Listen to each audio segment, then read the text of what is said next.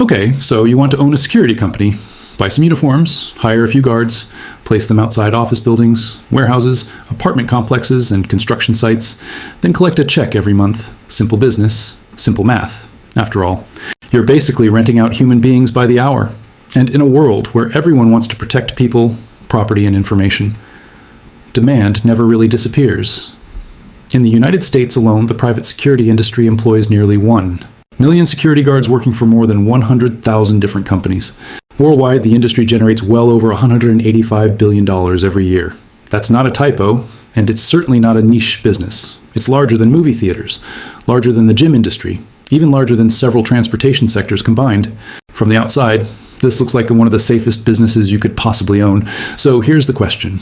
If demand keeps increasing, if companies, hospitals, warehouses, airports, and government buildings all continue hiring more security every year, why do so many private security companies barely survive? And why do businesses with contracts worth millions of dollars still end up filing for bankruptcy? Where does all that money actually go? That's where the real business begins. Imagine you've just landed the biggest contract in your company's history. A large distribution warehouse, a corporate headquarters, maybe even a government facility. The agreement is worth more than $1 million per year. That's the kind of contract every security company dreams about, the kind that makes you want to print the signed agreement, frame it, and hang it on your office wall.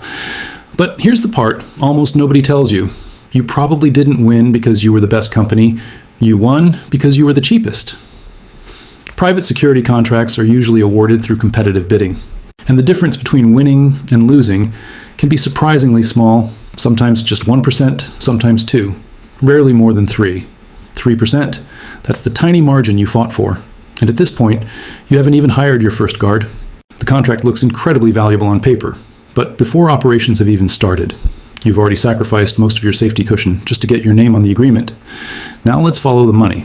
A client pays your company $35 per hour for 1 security guard. At first glance, it sounds fantastic. You pay the guard $20 an hour. That leaves $15 easy profit, right? Not even close, because almost every dollar disappears before it ever reaches your bank account. The first expense is obvious, the guard's wage.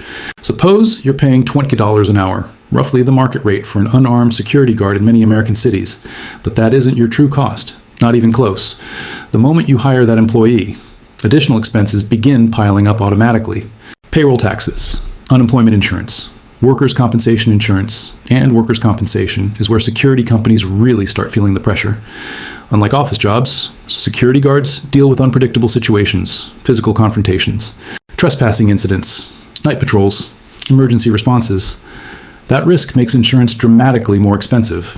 By the time payroll taxes, unemployment insurance, and workers' compensation are added together, that $28 per hour employee is actually costing your business almost $26 per hour. Before they've completed a single patrol, before they've checked a single door, before they've written a single incident report. And those costs never stop.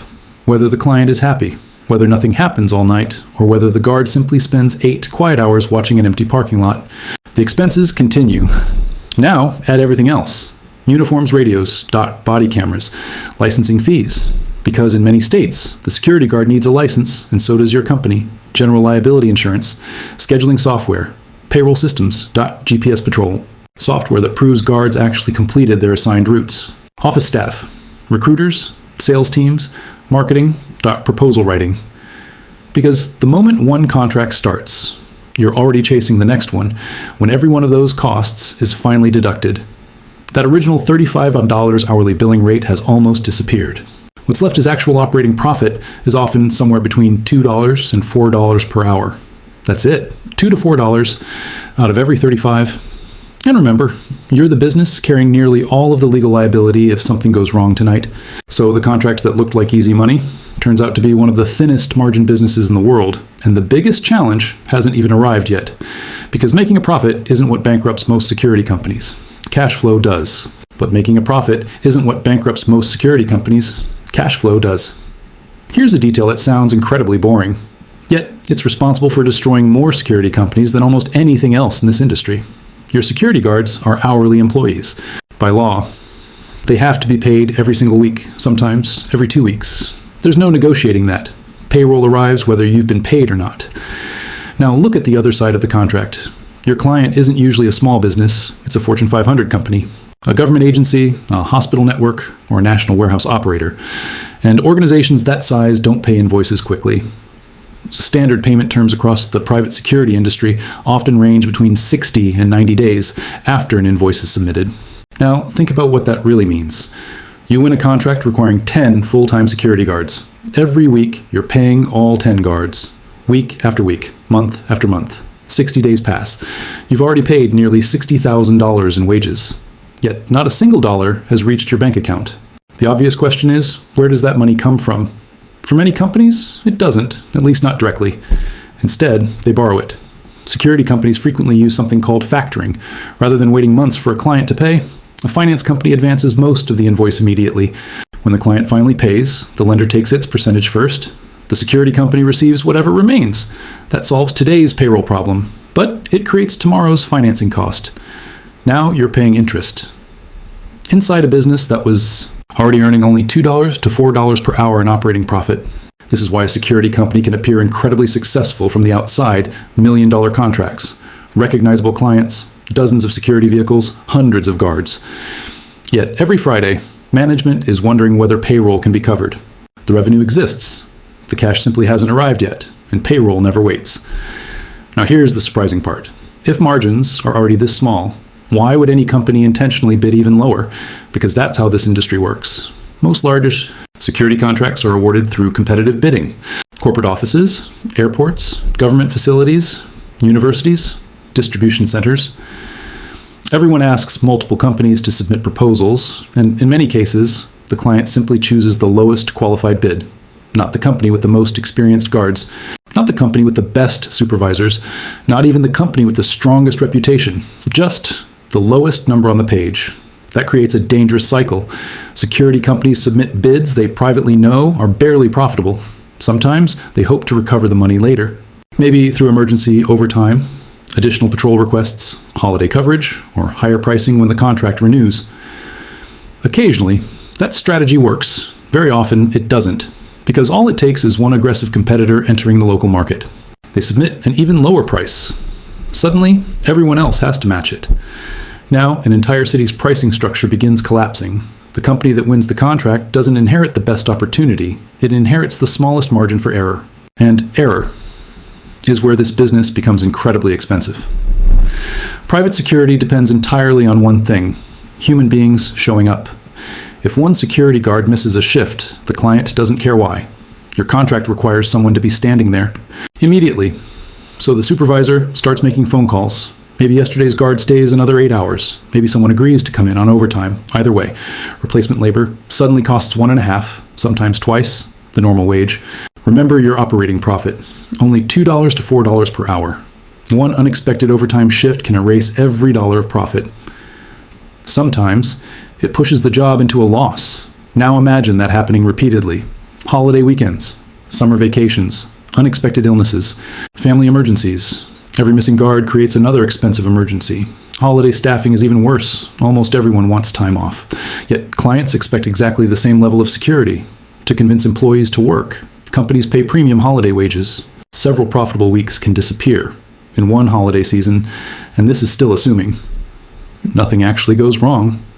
Imagine a warehouse burglary. The assigned guard was exhausted after working back-to-back overtime shifts, or perhaps a patrol wasn't completed.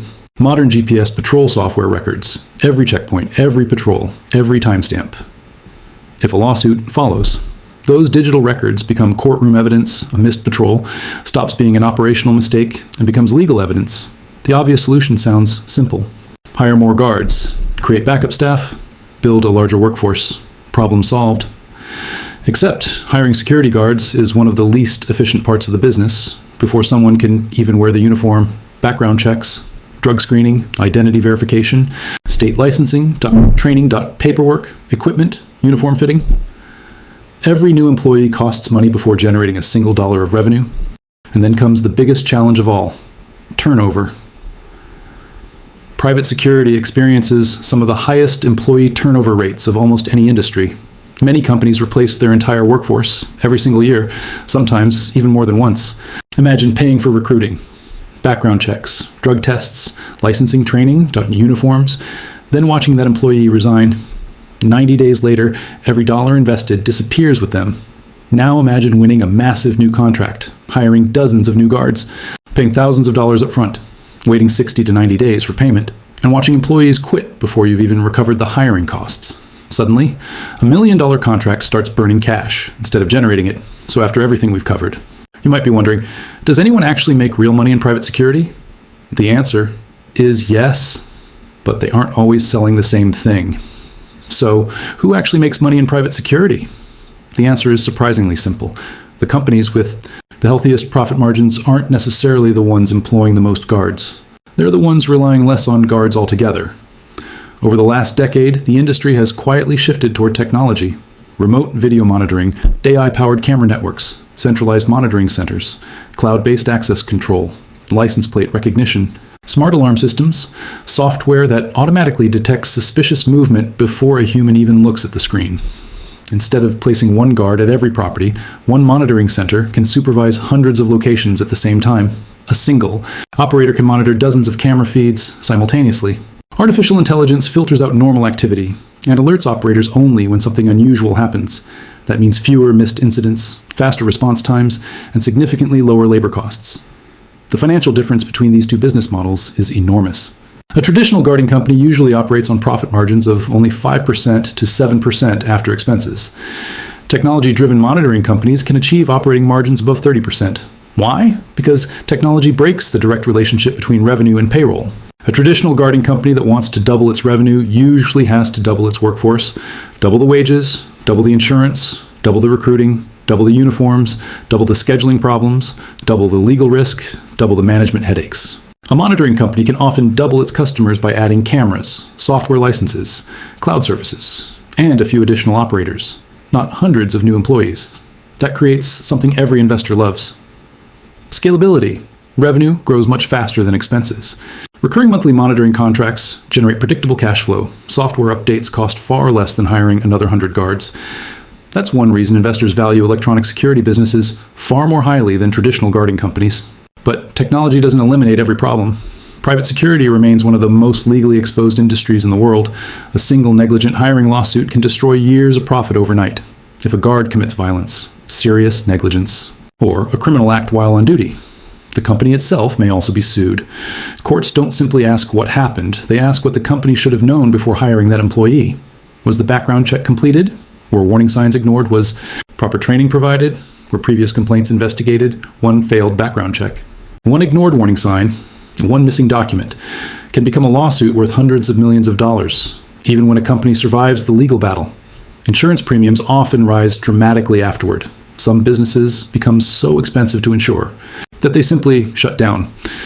Labor creates another challenge: employee turnover. Private security has one of the highest turnover rates of almost any industry. Some companies replace nearly their entire workforce every single year. Every employee who quits starts the hiring process all over again.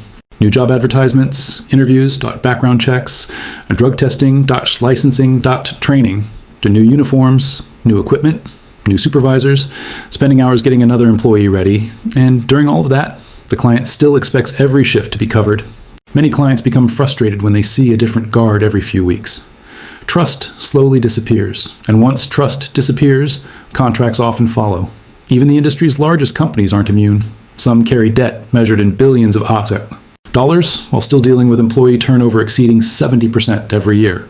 Others have deliberately reduced their dependence on guarding contracts and invested billions acquiring electronic security businesses specializing in access control, alarm systems, remote monitoring, cybersecurity, and commercial monitoring technology. The message is clear. The future of private security isn't replacing guards, it's combining experienced professionals with smarter technology.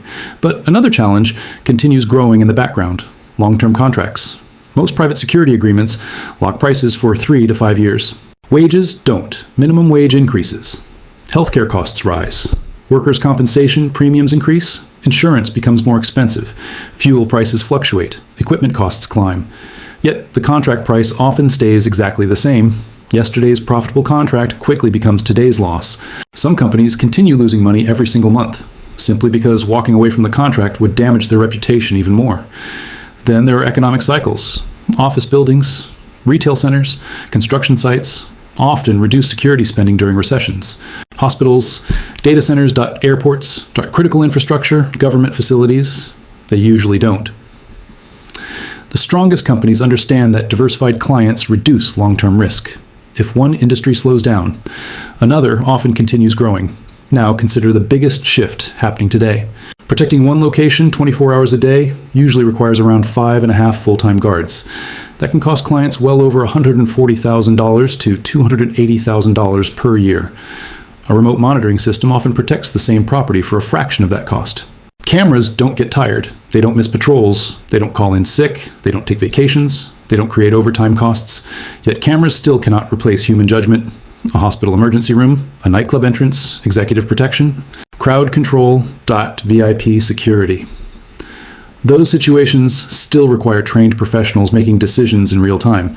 Technology isn't replacing security guards. It's changing where human presence creates the greatest value, and that leads to the biggest misconception about this business. Most people think security companies sell guards. They don't. They sell certainty. They sell reduced risk, lower insurance claims, safer workplaces, fewer lawsuits, business continuity, peace of mind. The companies that struggle confuse revenue with profit. They underestimate labor costs, ignore cash flow, accept contracts that were never profitable to begin with, and chase growth without understanding risk. The companies that thrive understand something very different. Every contract is an investment decision. Every employee is a financial responsibility. Every camera is a force multiplier. Every hiring decision affects future liability. Every dollar saved today can prevent a lawsuit tomorrow. Sometimes the smartest contract is the one they refuse to sign. Because in an industry built entirely around preventing disasters, the most successful businesses stopped selling hours, started managing risk, and ultimately started selling confidence itself. That's the secret business of private security.